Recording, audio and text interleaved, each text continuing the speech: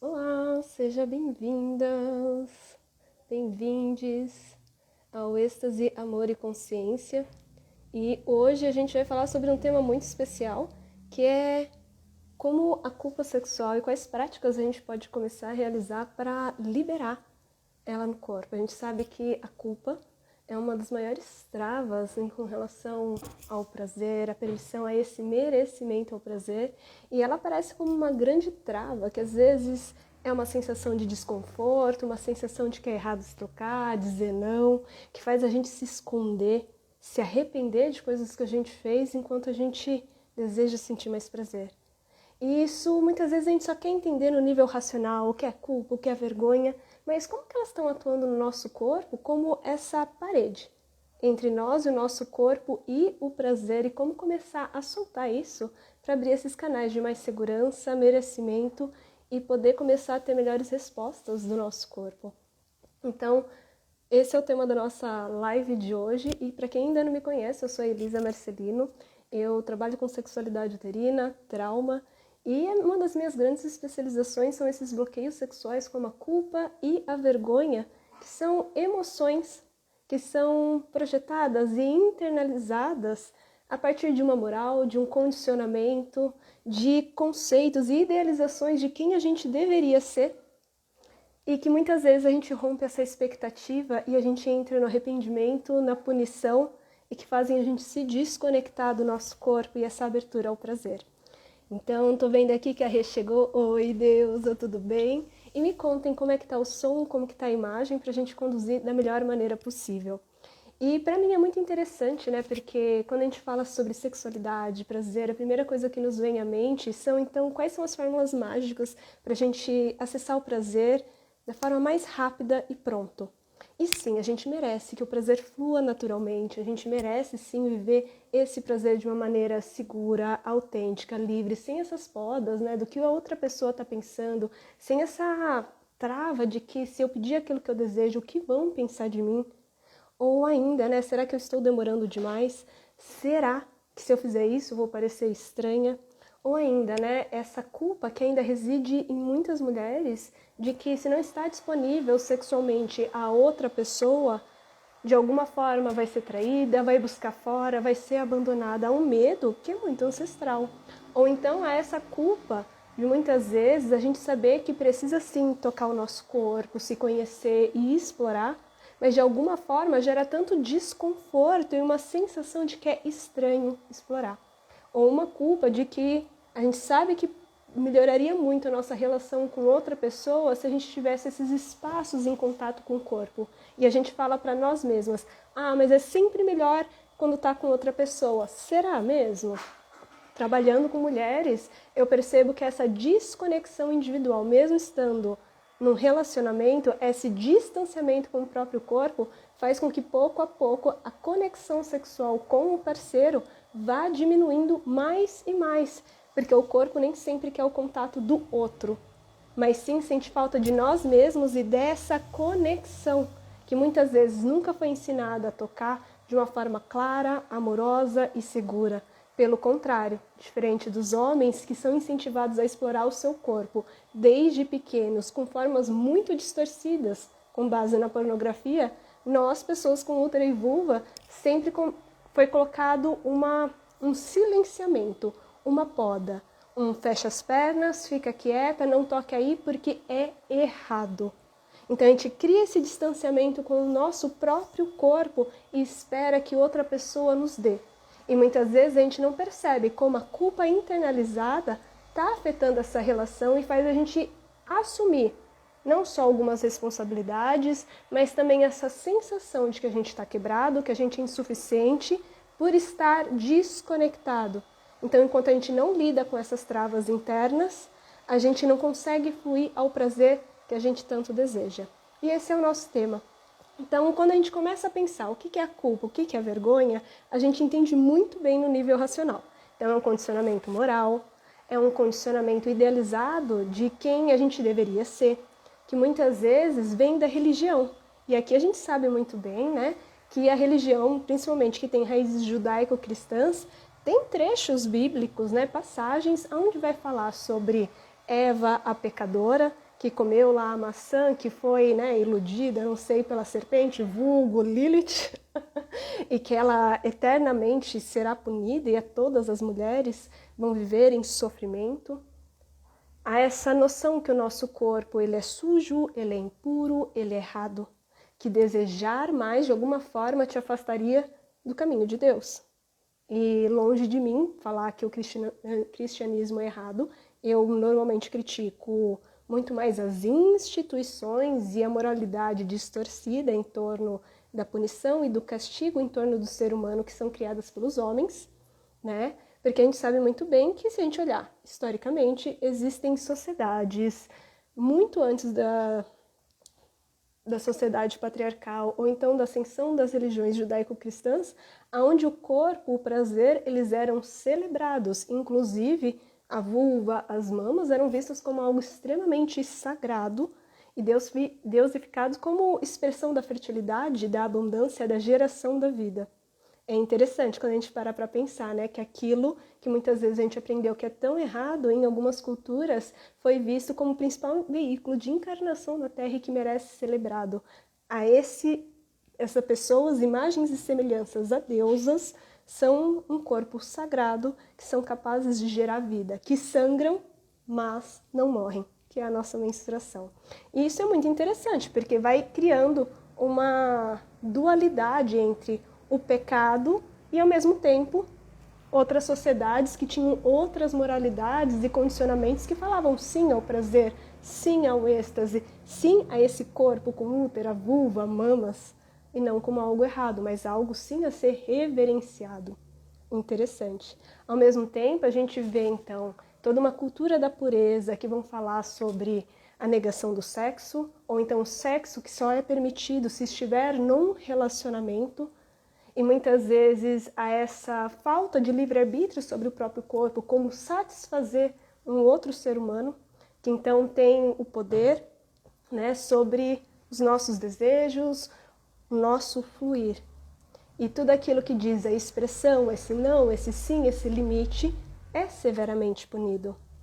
Assim como a gente vive também uma época de liberdade sexual, em que todo mundo é livre, todo mundo pode transar com quem desejar, e ao mesmo tempo tem o estigma da mulher que é puta, da mulher que é santa, que é mulher que é frígida, desse conceito de uma sexualidade que é voltada a agradar o outro, em como ser mais bonita, mais sensual, para finalmente ser vista, ser desejada. A gente sabe todos os caminhos dos outros, dos parceiros, de como deixar uma pessoa louca, né, na cama, mas é pouco incentivado o conhecimento sobre o nosso corpo, a nossa autoexploração.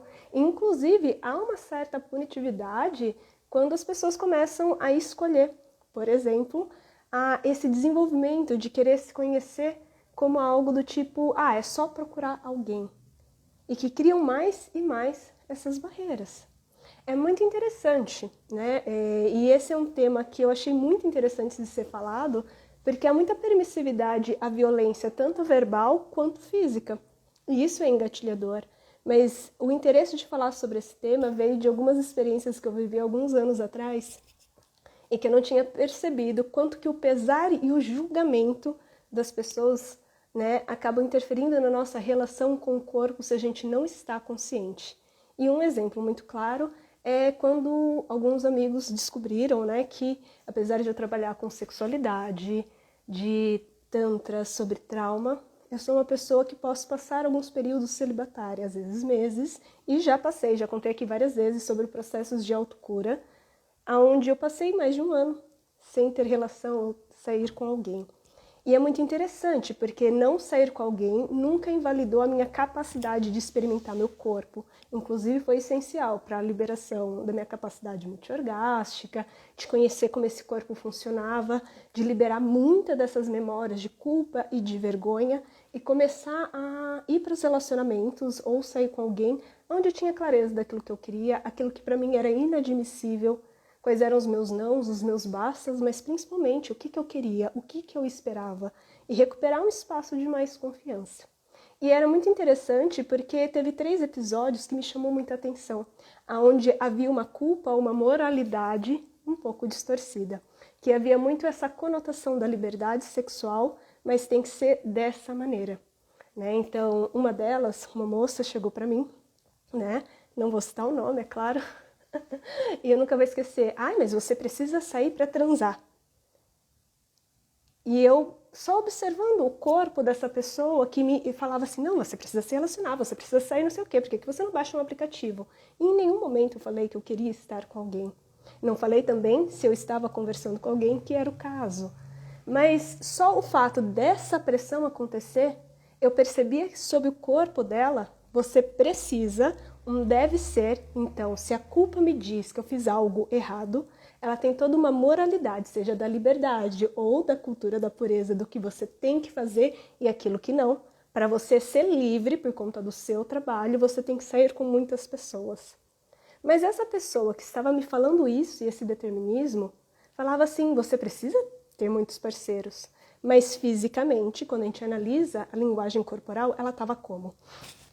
Você precisa ter muitos parceiros. Eu via a rigidez no quadril dela, eu via essa tensão no ombro e essa contração na mandíbula. Ela tinha muitos parceiros, mas o que o corpo dela estava me contando naquele momento? Que ela estava desconectada do corpo e havia muito mais medo do que prazer. Então você percebe aí? Às vezes a gente recebe a moralidade do outro como uma ausência que tem interno. Um outro caso que aconteceu também era uma pessoa que falava, mas você precisa. Mas quando eu olhava para a vida da pessoa e a própria linguagem corporal, parecia que daqui para baixo ela não existia. E quando olhando, né, para os comportamentos, a gente via alguém que não gostava do próprio parceiro, sentia nojo do próprio toque, mas quando olhava para a vida do outro, daquilo que deveria ser feito, tinha que ser assim. Enquanto que não explorava o próprio corpo, que não sentia esse próprio prazer. Percebe? Muitas vezes, tanto a culpa quanto a vergonha, seja num conceito de pureza quanto de liberdade sexual, se ela não tem essa conexão dentro, a gente utiliza ela como uma forma de controlar o outro para a gente não enxergar as nossas próprias mazelas. Da mesma forma que muitas vezes, pela nossa própria culpa e vergonha que a gente aprendeu ao longo da vida, seja pelo nosso pai, pela nossa mãe, seja pelos amigos, seja pela religião, vão criando uma versão idealizada de quem a gente deveria ser, seja da liberdade, seja então da castidade, ou então de ser uma pessoa que segue um caminho espiritual, em que a gente tenta controlar. E quando a gente rompe algumas desses padrões, a gente percebe as nossas imperfeições de quem a gente deveria ser, sobre quem a gente é, e existe uma falta de aceitação de que talvez a gente seja diferente. E a gente tem um medo de não se encaixar nesses padrões, porque muitas vezes a gente vai ser julgado, muitas vezes a gente vai ser punido, muitas vezes a gente vai ser subjugado, né? Excluído de alguma forma. E isso aciona partes do nosso cérebro reptiliano, que é o cérebro do nosso corpo, que vai ter respostas automáticas tanto de se proteger de algo instintivamente, como, por exemplo, se a panela está quente, a gente tocar ela, instintivamente a gente tira a mão. Da mesma forma que vai criar todos os mecanismos para que o nosso corpo entenda que ele está seguro para sentir prazer, para ele se entregar e ter os melhores orgasmos da vida. Só que esse cérebro reptiliano, ele vem desde milhares de anos atrás, onde a nossa sobrevivência dependia do grupo. Dependia, então, de estar em comunidade, porque se você fosse excluído, se você rompesse algo, rompesse alguma regra, se você estivesse excluído, você estaria sozinho na selva, seria atacado e correria risco de morte. Inclusive, tem uma pesquisa que, se eu não me engano, é do Dickerson, que foi feita onde, se eu não me engano, na Escócia, aonde eles fizeram um estudo com um grupo onde os participantes desse estudo, eles precisavam cumprir uma tarefa ou dar uma palestra, conversar dentro de uma entrevista. E os avaliadores, eles receberam uma função de que era, não importa o que acontecesse, você não pode demonstrar afeição, conexão, riso ou qualquer coisa de empatia com essas pessoas. E quando eles foram medir os níveis de estresse com os participantes dessa pesquisa, eles foram tão altos, né, os níveis de cortisol e adrenalina foram tão altos que era muito semelhante com uma sensação de quase morte dessa possibilidade de julgamento e exclusão. Não é à toa, então, que a gente usa muitas vezes esse silêncio, muito essa punição, essa tentativa de controlar o outro para que todos andem nessa conformidade, e que a pessoa, muitas vezes a gente acaba fazendo aquilo que deveria ser e não aquilo que a gente realmente deseja e acaba internalizando como algo errado pelo medo dessa exclusão, punição e julgamento. Lembra que nem eu falei anteriormente, muitas vezes a gente silencia os nossos nãos porque a gente quer ser mais aceita, porque a gente teme que vai ser abandonada. Então, às vezes, a gente acha que está demorando demais para ter o orgasmo e a gente está muito mais preocupada com a experiência do outro, não ser chato para o outro, internaliza essa culpa e prefere muitas vezes fingir o orgasmo. E é óbvio que a culpa em si, né, ela aciona uma série de mecanismos dentro da gente, de muito medo de ser descoberto, o medo de fazer algo errado, o medo de alguma forma isso impactar outra pessoa. E também ela vai tocando em espaços onde a gente machucou outras pessoas e a gente vive se machucando por isso. No sentido de que, e aqui eu não estou falando que tá tudo bem, então você trair alguém, ou mentir, ou de alguma forma prejudicar outro ser humano. Cada pessoa diante da sua vivência sabe as dores e as delícias de ser quem é. Todo mundo tem algum tipo de arrependimento, todo mundo tem algum tipo de história e alguma dor que talvez, algum comportamento que não se sente, né, a melhor pessoa do mundo por ter feito. Mas entenda que muitas vezes, né, a nossa culpa também significa de que em algum momento da nossa vida a gente machucou alguém que a gente gostava muito. E isso deixou, de alguma forma, né, pessoas que têm algum tipo de caráter e índole, não trazendo subjugação daquilo que é certo ou errado, mas a gente sabe que pessoas que buscam se desenvolver, buscam melhorar enquanto seres humanos, né, e agirem com coerência com os seus valores, se sentem muito chateados e arrependidos quando fazem algo que se arrependem amargamente, com a possibilidade de machucar. Às vezes uma ação que foi impulsiva, e a gente continua carregando isso por tantos e tantos anos, aceitando coisas que às vezes a gente não quer, como uma forma de lembrar uma e outra vez, como uma autopunição que a gente não merece vivenciar algo mais, ou reescrever essa história, porque é como se o nosso corpo lembrasse disso. E uma das melhores analogias que eu já aprendi sobre esse termo, em especial sobre a culpa, é que a culpa ela é como um vaso que, por algum motivo, um dia a gente quebrou. Talvez seja descuido, talvez seja num acesso de raiva, talvez a gente tenha aprendido isso com alguém. Você não pode tocar, você tem que ser boa, você precisa ser uma boa mulher. Pessoas boas fazem X, Y, Z, não dizem não, são comportadas, aceitam tudo. Não sei. Ou então liberdade sexual é X, Y, Z, e se você não se adapta a isso, tem algo profundamente errado com você e com o seu comportamento. Que nem na história que eu contei, né? Sobre as pessoas julgando. Só que ninguém tinha parado para pensar que talvez a liberdade sexual da Elisa era a liberdade de escolher quem estava em coerência com ela. E isso engatilhava. Mas voltando para cá. Então a culpa é como um vaso que a gente por algum motivo quebra. Deixa cair no chão. E a gente vai lá, tenta limpar a situação. De alguma forma, pegando um saco, colocando todos esses caquinhos de lixo, dos cacos do vaso. E o que acontece? Ao invés de pegar o saco, jogar no lixo e seguir com a vida a partir desse aprendizado, de tipo, talvez isso que eu fiz não é legal, isso não é coerente com quem eu quero ser.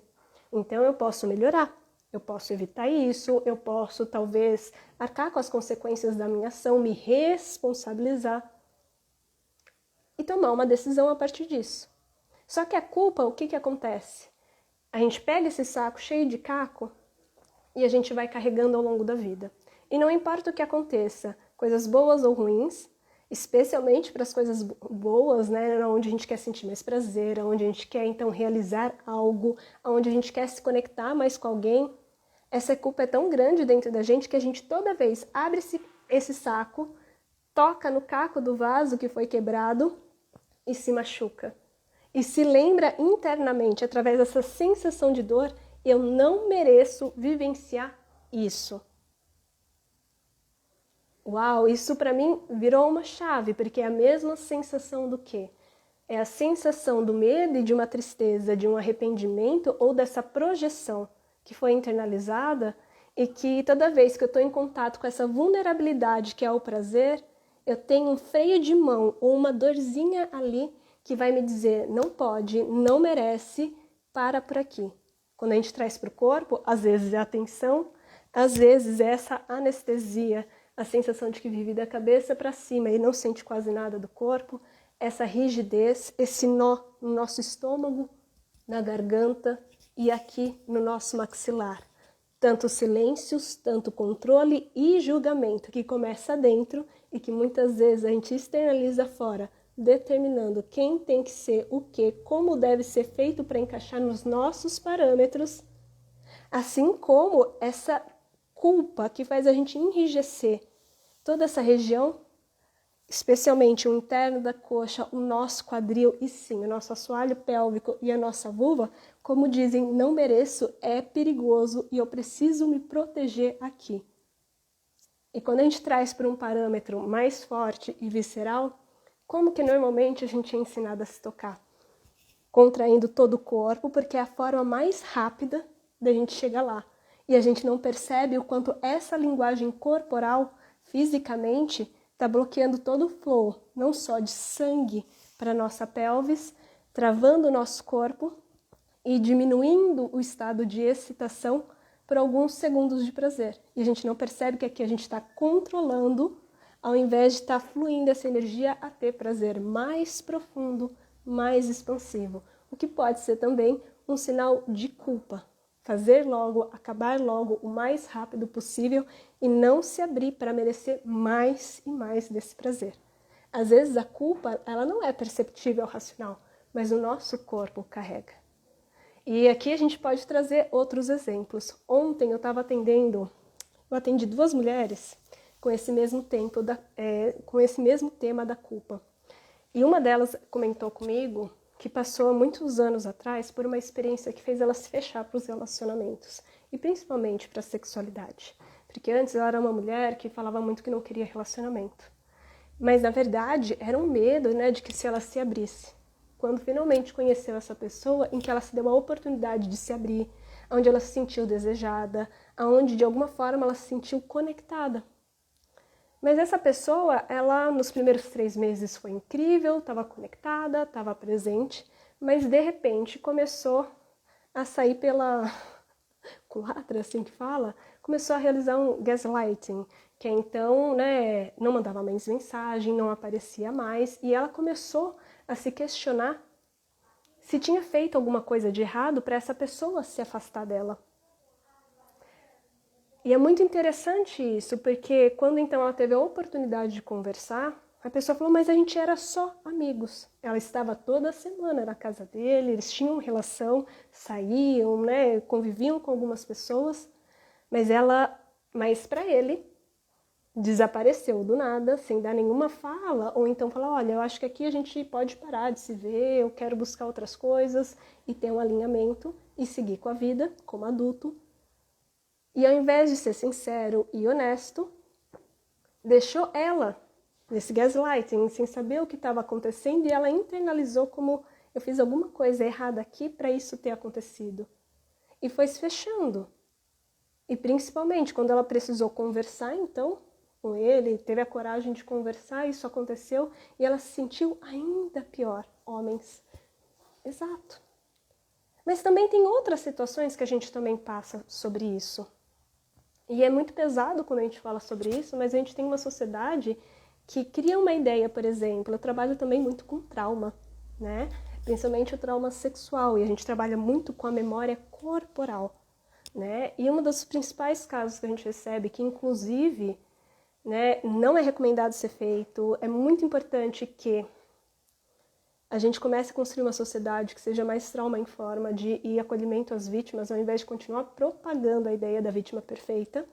Então, a gente só aceita que uma mulher reclame sobre a violência sexual se ela estava com a roupa perfeita, se ela tinha os comportamentos perfeitos e, né, não tivesse bebido, não tivesse usado determinada roupa, não tivesse dito sim e depois se arrependido e disse não. Tanto que o que normalmente é mais cobrado da vítima quando há uma denúncia, ou então quando aparece no hospital, ou ainda quando vai para o psicólogo, quando a pessoa finalmente tem a coragem de falar sobre algo horrível que aconteceu e que rompeu o corpo, a alma, a gente pergunta, mas o que você estava fazendo? Por que você estava lá? Mas olha a roupa que você estava usando. No momento de maior vulnerabilidade, a gente julga, a gente pune a vítima, mas não direciona a justiça ao agressor. O que faz com que, então, a gente continue culpabilizando a vítima por algo que nunca foi a responsabilidade dela. E a gente carrega isso. E algo que é muito comum nas vítimas é o quê? A gente começa a se culpabilizar e a internalizar essa fala como uma tentativa irracional, que é nosso corpo, é que nem eu falei antes, o medo visceral de não pertencer, de exclusão e de julgamento, que não é racional, é algo que o nosso corpo começa a sentir, e é aqui que nasce a culpa. A culpa, ela nasce nesse tema como uma forma de proteger.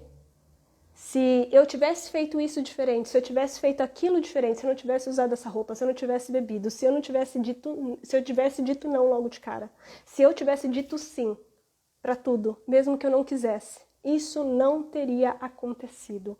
Como uma forma, então, de proteger e controlar a situação como uma tentativa irreal de que isso não vai acontecer uma próxima vez. Só que a gente sabe que ninguém pede por uma violência. Ninguém pede por um atravessamento de limite. E que quando acontece, por mais que a gente tente responder, fugir, muitas vezes a gente não consegue. E é algo que é responsabilidade do outro que feriu, e não da pessoa que sofreu. Mas a gente tem uma sociedade que coloca isso e introjeta, que faz com que mais e mais informações da gente se fechar, contrair e desconectar do nosso corpo. Existem tantos e tantos exemplos que a gente pode trazer aqui em torno da culpa. Porque a culpa sexual, ela fala assim da moral religiosa, ela também fala do conceito da liberdade sexual, mas você só pode se você seguir nesse tipo aqui, aonde você precisa servir o outro e muitas vezes não se conhecer. Aonde qualquer coisa que você faça e que algo ruim aconteça, não importa o que aconteça, vão responsabilizar você por uma ação do outro. Aqui eu não estou dizendo, né, que se às vezes a gente magoa alguém com as nossas ações, que nem eu falei anteriormente, que a gente não possa se arrepender. Mas que é muito importante, sim, aceitar a nossa responsabilidade, também com a nossa humanidade, se perdoar, mas também assumir as consequências dos nossos atos. E enquanto a gente não entra nesse espaço de curar a culpa, começar a abrir esse espaço para soltar ela, a gente também não tem a coragem necessária de tomar as ações, se responsabilizar, porque é fácil pedir desculpa por uma ação, porque é retirar a culpa. Mas o que eu posso fazer então para reparar essa situação? Seja não cometendo o mesmo erro, seja talvez conversando, tendo conversas difíceis, mas isso é uma escolha de cada pessoa e não cabe a mim dizer qual que é o certo e qual que é o errado da situação. Mas se eu me sinto culpado por algo que eu machuquei e feri um outro ser humano, cabe a mim me responsabilizar e reparar o possível erro. Mas se eu internalizei um erro que não é meu, a minha única responsabilidade é ajudar o meu corpo a começar a soltar esse medo, essa tristeza, esse arrependimento, essa culpa que não é minha, e lembrar esse corpo que ele sempre foi digno de amor, de respeito e de prazer. E como que a gente faz isso? Porque entendendo o nível racional, o que é isso, o que é aquilo, a gente faz muito bem. Ou pelo menos é algo que em teoria, a gente aprende muito, seja na terapia, na psicologia, o que são ótimos e, por favor, continuem indo conversar. A terapia cognitiva é excelente.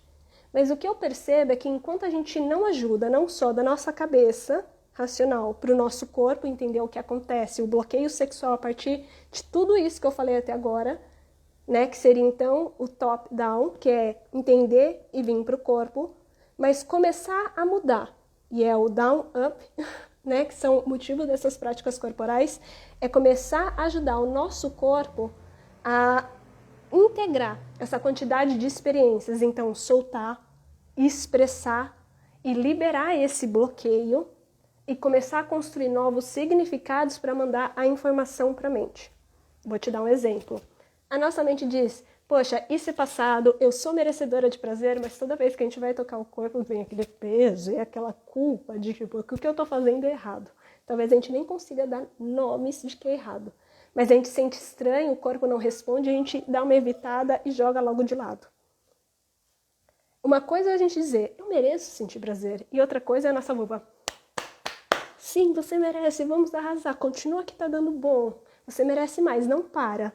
Vai, desfruta, como resposta para o teu cérebro de que ele tá certo. O corpo se sentir seguro e permitir esse flow de sangue para nossa vulva, para nossa pelvis, para relaxar, para lubrificar, para se tornar receptiva e começar a construir o prazer e a ativação orgásmica. E não parar só em um, mas abrir essa possibilidade de expandir pelo corpo. Então, se a gente começar a entender que o nosso prazer, eu gosto dessa analogia, vocês não têm noção. O nosso prazer e o nosso corpo, o prazer é como a água que corre pela mangueira. Uau, que estranho. Então vamos pensar assim, a mangueira é o corpo, o prazer é a água. Só que essas experiências que a gente viveu de culpa, seja de introjeção de moralidade, a ausência de informação, a vergonha sobre quem a gente é, o medo do julgamento, medos que a gente nem sabe que existem, mas estão ali no nosso corpo, que podem ser sexuais ou não, vão formando buraquinhos nessa mangueira, que à medida em que o prazer vai fluindo, é como se ele perdesse a sua força, ou se perdesse quase toda a água até chegar no final da mangueira. O que antes poderia ser um jorrar e aquela força tão potente, agora chegam apenas algumas gotinhas no final dela. O que antes poderia molhar um jardim inteiro, fica só como um conta-gota muito bloqueado por conta da quantidade de furo que perde a força e a pressão desse prazer ou dessa água. Percebem? Então, o que a gente faz aqui?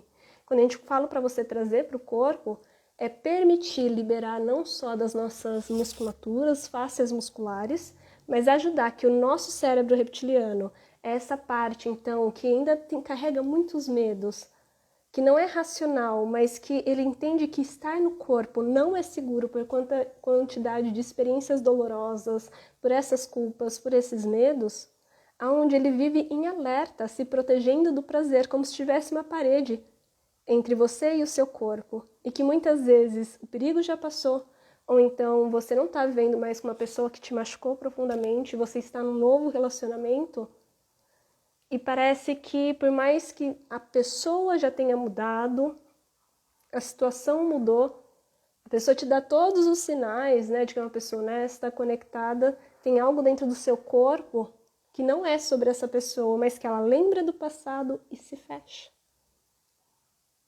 Como essa desconexão. Aqui a gente está seguro, mas para o nosso corpo, não. Então, o que a gente faz com essas práticas é o quê? Começar a soltar essa informação, dar espaço e vazão para expressar muitos dos silêncios, muito dos julgamentos, muito desses segredos que a gente acabou guardando por arrependimento e que nos gerou essa sensação de profunda solidão e de que a gente não seria amada e aceita por quem a gente é por conta de erros que a gente cometeu no passado ou que a gente entendeu que era errado, mas que não era nosso, mas sim que a gente aprendeu, seja de mãe, pai, religião e tantas outras coisas, né, que vão interferindo sobre o nosso conceito, que é o sexo, que é o prazer e o que isso diz a nosso respeito. Então, a gente percebe aqui que só nessa fala existe uma trava enorme no espaço da nossa comunicação. E olha só que interessante, né? Às vezes a gente acha que sexo, prazer, ela só envolve a nossa vulva.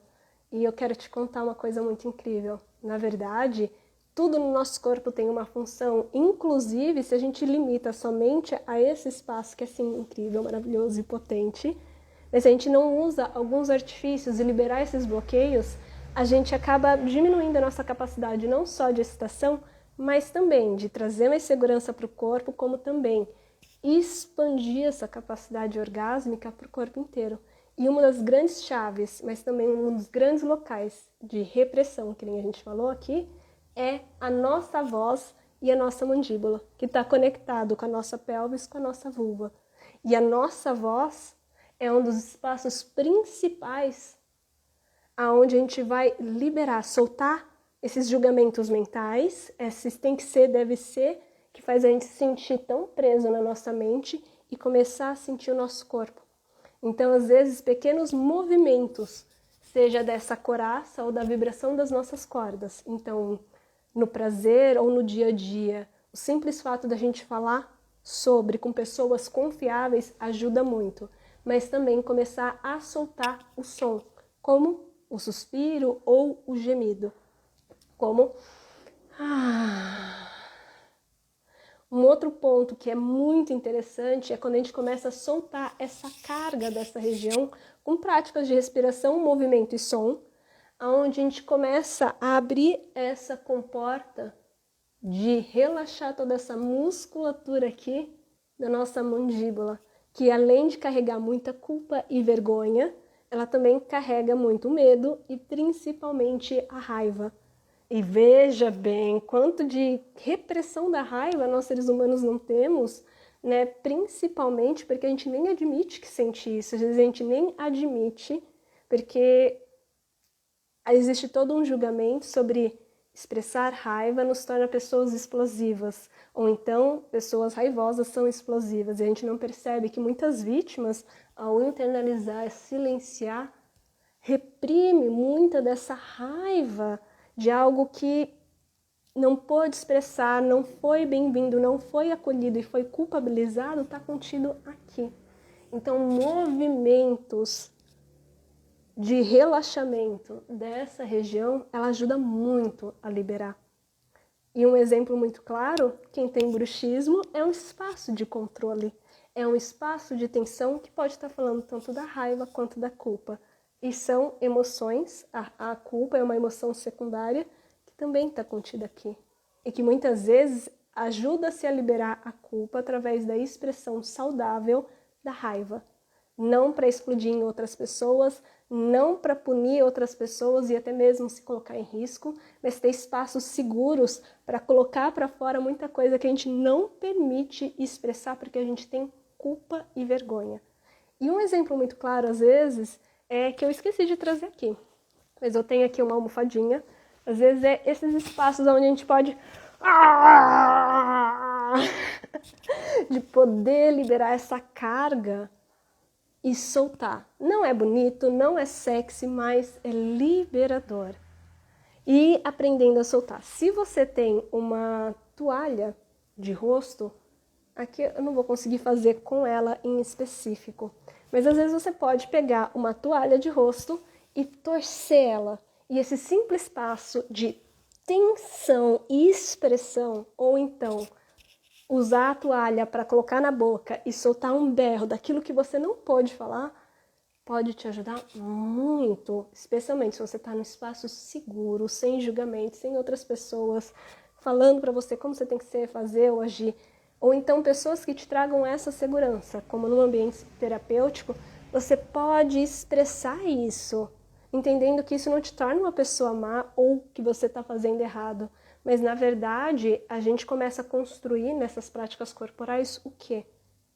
Soltar, e essa é uma crença maravilhosa para a gente instalar, soltar como um ato de amor a todas essas versões que não foram vistas, que não foram acolhidas, que mereciam sim o nosso auto-perdão, versões nossas, porque a gente não tem como conseguir o perdão dos outros, mas acolher as nossas dores, o porquê a gente fez isso ou aquilo que não estava talvez alinhado com quem a gente é, Ou então esse espaço que tomou como uma verdade, uma coisa tão doida de outras pessoas, como você tem que fazer assim, você tem que ter muitos parceiros, ou então você é errada por ter muitos parceiros.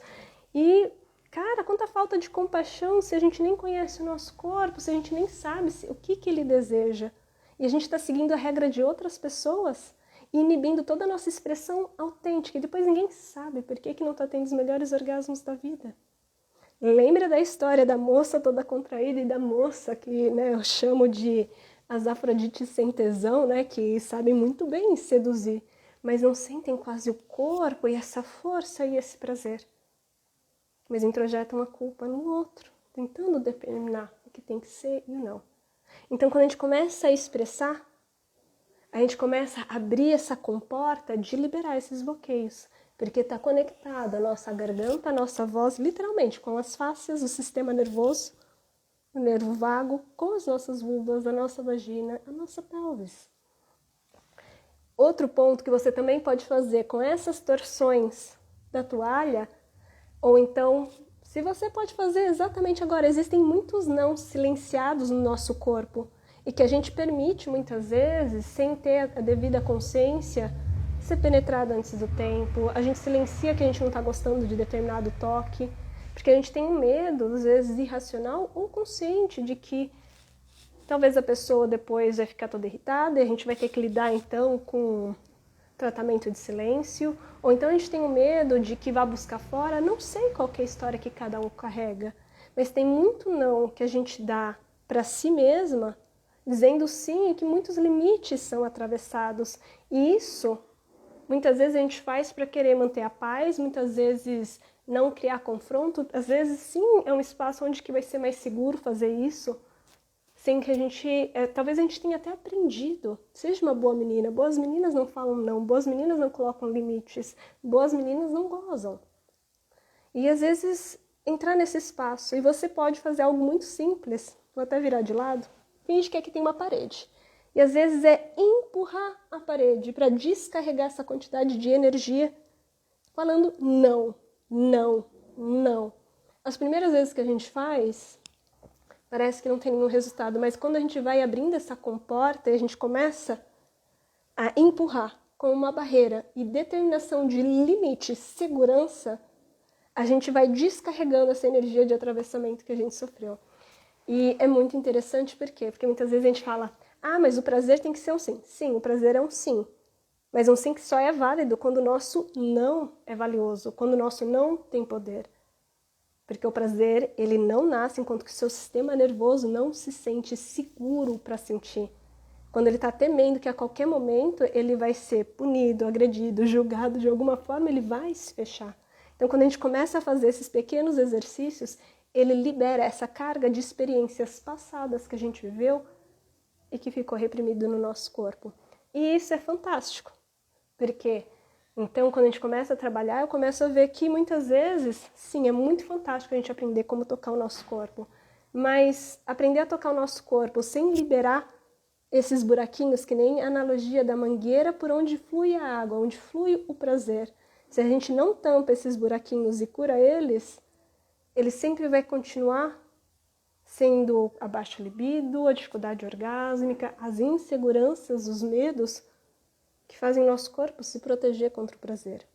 Então agora a gente pode ir descendo. Um outro lugar onde carrega muito dessa culpa, e para mim é muito interessante, né? Há uns meses atrás eu atendi uma moça onde a culpa dela principal era muito envolta da dificuldade de tocar o próprio corpo, mas principalmente aquilo de uma punição que ela sofreu da mãe. E não uma punição tipo de apanhar, mas esse peso de que as mulheres dessa família são católicas, são religiosas, são boas, né, tem Deus no coração, então tocar o seu corpo é algo errado. Tinha muito essa conotação, então toda vez que ela ia se tocar, ela sentia um desconforto e tinha um peso aqui sobre os ombros. E quando eu lembro que na prática que a gente fez de localizar a culpa que ela sentia como se tivesse pedra. E não precisa fazer sentido racional pra gente que ouve, mas fazer sentido, qual que é a analogia que o corpo dela está sentindo? Porque aqui às vezes eu sinto como se tivesse uma mordaça. Interessante, né, quando a gente fala da nossa voz. ou então de coisas que silenciam, né, que não sai, uma trava. Mas no caso dela, era bem aqui, e era como se tivesse duas pedras enormes. E a gente cavando, a gente percebeu que tinha a ver com uma experiência com a mãe dela. Um peso ancestral da culpa ao prazer, e ela se fechava. Uma das coisas que a gente pode fazer, isso não quer dizer que o seu caso seja esse, mas você pode sentir essa tensão aqui, é respirar, mover o corpo e soltar o som tremendo, principalmente essa região. Vai ser muito interessante também se você tremer outras partes do corpo, estando em pé ou sentada, né? Isso também ajuda muito a descarregar a culpa em outras regiões, mas no caso dela, ela só precisava fazer isso aqui. Não é sexy, não é bonito, não é. Esse cara é liberador, porque a gente vai recuperando esse espaço de expressão autêntica. Muito prazer, que liberado é a ausência de expressão natural do nosso corpo. Então, quando ela começa a soltar, ela começa a abrir essa comporta, não só dos nossos ombros, mas de toda a nossa caixa torácica. E aqui também é um lugar onde a gente carrega muita culpa, né? Essa culpa que faz a gente se esconder, essa culpa que às vezes nasce de um vazio e de uma tristeza a esses arrependimentos ou coisas que a gente sentiu que não seria amada ou seria suficiente se a gente fizesse aquilo que desejava. E a gente foi lá e fez. Por exemplo, sentiu vontade de tocar o corpo, ou então de pedir aquilo que deseja, ou dizer não para o parceiro. Às vezes vem esse medo de ser abandonado, de que se eu me impor, aqui existe tanto um nó aqui no nosso estômago, que seria o plexo, esse espaço de poder e ser vista, né, quando a gente entra no sistema energético, quanto um peso aqui, uma armadura. E do que isso daqui está nos protegendo? Às vezes o medo, a punição, a exclusão. E abrir esses espaços respirando, movendo, ela começa a abrir essa comporta. E a mesma coisa com relação à nossa voz. Abrir como se fosse um sim, abrir como se fosse um sim, ele vai soltando esses nós de nãos reprimidos dentro do nosso corpo. E é muito interessante porque, como eu falei anteriormente, a gente às vezes acha que o prazer vive só na nossa vulva. E, na verdade, ele precisa de um canal aberto para ter prazeres mais profundos, orgasmos possam fluir pelo nosso corpo. E a gente ter essa sensação de mais conexão, mais profundidade, muito mais facilidade de entrega. Se a gente se contrai inteiro para se proteger, quando a gente abre o movimento, a gente está fazendo o quê? Soltando essas armaduras para que a energia comece a fluir. E o orgasmo, antes de ser uma sensação, é pura energia. Então a gente precisa abrir esse canal para fluir. E sim, outro movimento que a gente pode realizar muito como prática de liberação da culpa são movimentos como de frente para trás da nossa pelvis, usando novamente esse artifício da respiração, do movimento e do som. Movimentando para frente e para trás. E isso é bom para quê? Porque aqui a gente acaba tendo muita rigidez ou anestesia em torno do nosso quadril e no interno das nossas coxas. E quando a gente começa a trazer calor para ela, a gente não só aumenta o fluxo de sangue, a possibilidade de excitação e sensibilidade, mas a gente começa a desencoraçar tudo isso que diz não ao prazer, que forma uma memória corporal. O nosso quadril, assim como a nossa vagina e o nosso prazer, eles respondem àquilo que a gente está sentindo. Se a gente sente medo, que é a emoção primária da culpa, ele vai se fechar, tensionar e enrijecer como uma forma de proteção. Lembra o vaginismo. O vaginismo é o quê? Uma tensão involuntária da vagina. E o que ela indica no nível somático? Que ela está querendo se proteger. Existe um medo de se proteger. Quando a gente começa a movimentar essa região, o que a gente começa a fazer é soltar essa informação, dar expressão a tudo isso que está contido num espaço seguro e começa então a relaxar e a dar uma nova informação para o corpo de que ele não precisa mais se proteger e que ele está seguro para voltar a sentir. Não é à toa que muitas vezes esse movimento aqui, ele é muito sexual, não é? Se a gente parar para pensar, durante o sexo, a intimidade, ele é ótimo para irrigação de sangue, para aumento de excitação. Só que fazer esses movimentos fora de um contexto sexual, eles vão te ajudar o quê? A liberar essas coraças, esses excessos de proteção que estão inibindo a sua força de prazer. Outros que são muito simples e muito amorosos é como, por exemplo, tocar com uma mão na sua vulva, mesmo sob a calcinha, a calça, e fazer pequenas respirações e sons, repousando uma mão no coração e outra na vulva, só para recuperar a presença.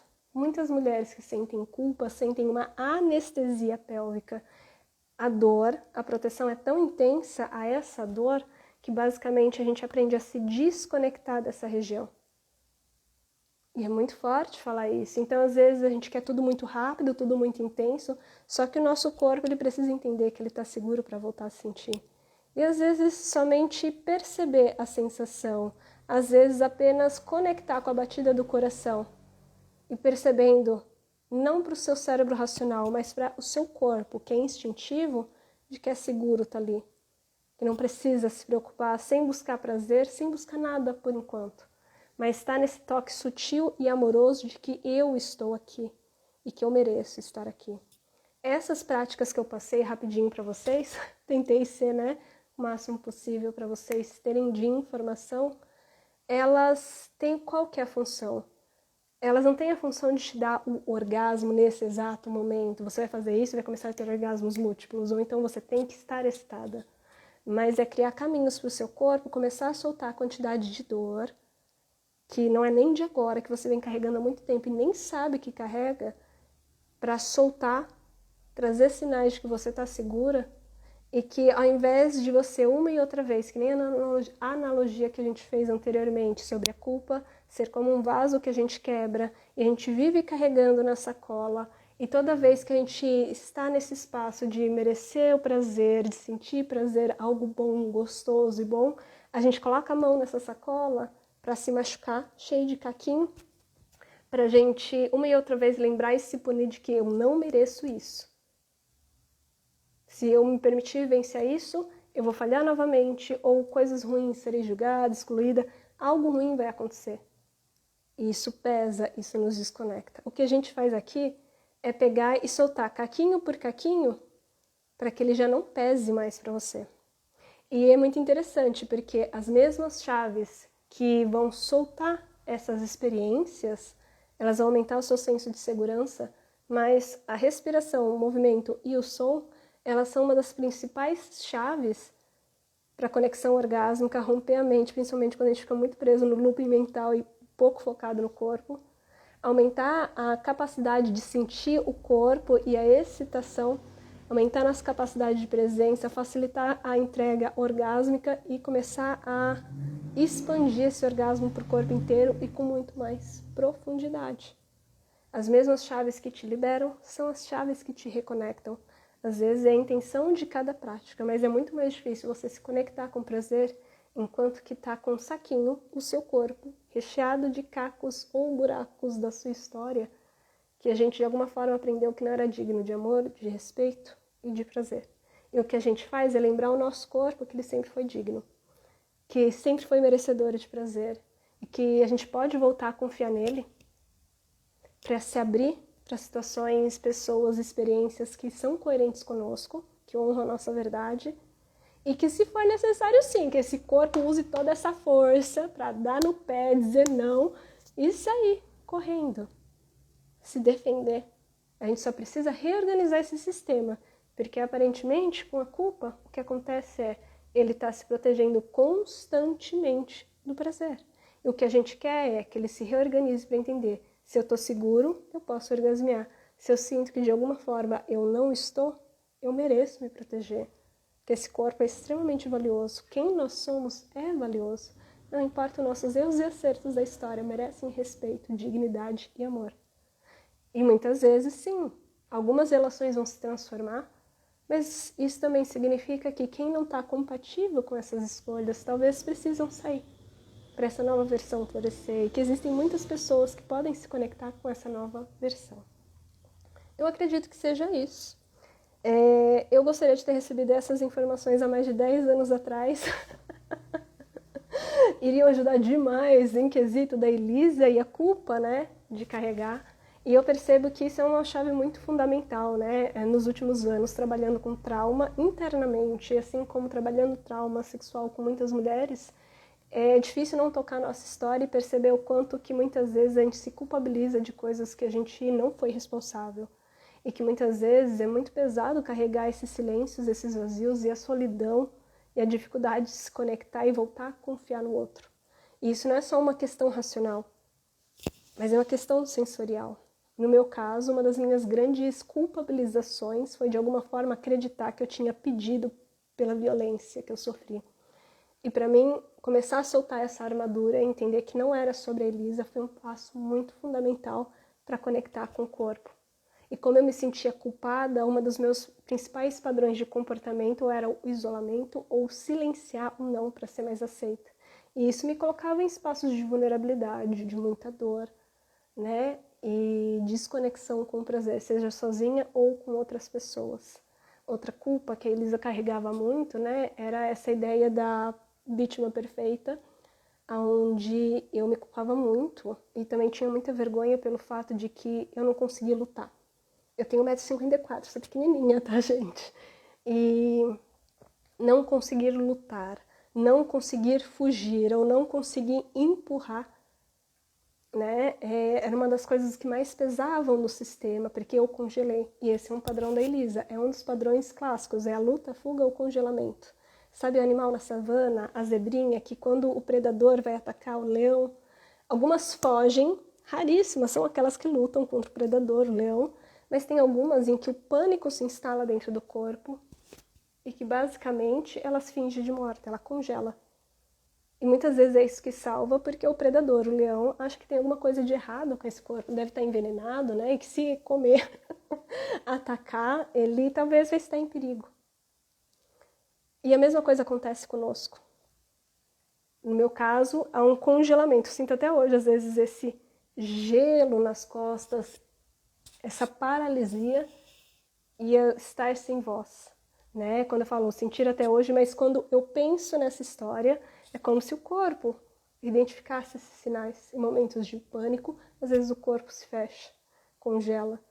E havia uma culpa muito grande em torno disso, e recuperar esse movimento, recuperar essa expressão, era uma forma de liberar essa carga de medo que foi sofrido para o corpo entender que não estava mais revivendo o passado e que hoje ele estava seguro. A gente pode viver isso de diferentes formas, como eu falei, né, ao longo da live. E é por isso que a gente precisa desses espaços seguros para se expressar e para reconectar de uma forma amorosa com o nosso corpo e com prazer, sem entrar em espaços de autopunição e cobrança. É por isso, né, que eu vou deixar aqui o convite para vocês antes de encerrar essa live, a entrarem, quem tem interesse em dar um passo a mais, ter acesso a práticas guiadas, né, entender mais sobre como que a vergonha e a culpa atuam no nosso corpo e práticas no qual a gente consegue começar a alquimizar esses espaços de dor e transformar em prazer, em segurança, conexão com o nosso corpo e começar a criar novos caminhos de prazer de uma forma mais leve, fluida e com autenticidade, sem performance, sem essas fórmulas mágicas. Eu não ensino fórmula mágica, mas eu ensino para vocês o quê? Como voltar a sentir o seu corpo sem o peso dessa história. E conectar de uma forma em que o corpo sabe que merece sim sentir prazer. Não é só um conceito racional, mas que o corpo aprenda a se abrir. E eu vou te falar, é aí que partem os melhores orgasmos da vida. Com muito mais facilidade, alegria e glória. Enfim, eu acredito que é isso, gente. Eu deixei aqui o link. Quem quiser saber mais sobre o Transforme a Culpa e a Vergonha em Prazer, manda mensagem no direct ou clica no link da bio. Eu não sei se está aparecendo para vocês, mas eu descobri que recentemente tem como colocar link na live. Então eu coloquei aqui, né? E se vocês quiserem conhecer um pouco mais do programa, ou então me mandem mensagem. Eu estou muito feliz, quero voltar a ter as lives de sexta-feira. Mas, cara, dá um trabalhinho.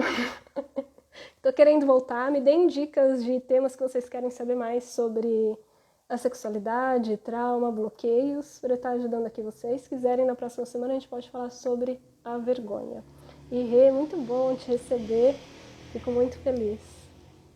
Quero voltar a fazer as lives semanais e vamos se organizando aos pouquinhos para que isso aconteça. Independente. Oi, Inês, que saudade de você, linda! Independente de curso ou não curso, eu quero dizer para vocês que foi um prazer estar aqui com vocês. Estava com saudades também de estar aqui ao vivo e liberar minha voz, romper o silêncio. Para mim também é muito curador falar sobre esses temas. E eu acho que também é uma forma muito bacana de disseminar o conhecimento, divulgar o trabalho, né? E eu me sinto muito honrada por vocês me ouvirem. Mas acho que esse é o tipo de conhecimento, que nem eu falei anteriormente, que eu gostaria de ter recebido há mais de 10, 15 anos atrás, nos momentos mais críticos, onde a gente não vê muitas vezes, né, soluções, mas existem caminhos. Eu demorei muitos anos para acessar essas informações, então é um prazer também compartilhar com vocês. Ah, outra coisa que eu ia esquecendo, além do Transforme a Culpa em Prazer, quero avisar para vocês que eu estarei em São Paulo, dia 22 a 24 de julho, com atendimentos individuais presenciais. Quem quiser saber mais sobre também me manda mensagem, tá bom? Eu acredito que seja isso. Mulheres, muita gratidão por vocês ficarem uma hora aqui comigo, que vocês tenham um final de semana incrível e até breve, tá bom? Então é isso. Um beijo. Bora liberar toda essa culpa. Tchau, tchau. Saudades, Inês. Tchau, gente. Um beijão.